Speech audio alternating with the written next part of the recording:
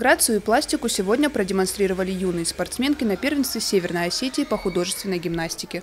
В соревнованиях в спортивном комплексе имени Дзарасова приняли участие девушки 8 возрастных категорий. 130 гимнасток представили свои программы на суд строгого жюри. Несмотря на юный возраст, многие из них добились определенных высот в спорте. Победители соревнований в 2015 году представят республику на первенстве СКФО. Так как эти соревнования являются отборными на СКФО, программу кандидатов в мастеров спорта.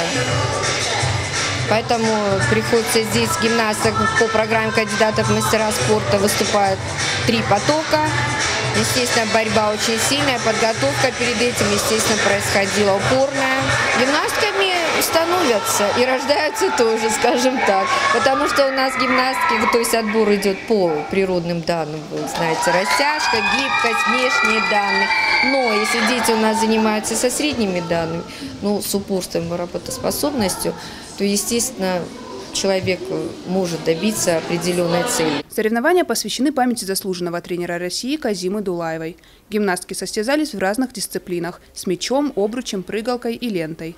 Одним из фаворитов первенства стала Роксолана Цысь, неоднократный победитель подобных турниров. Я занимаюсь художественной гимнастикой, мне это очень нравится. Я много раз побеждала в Астрахани,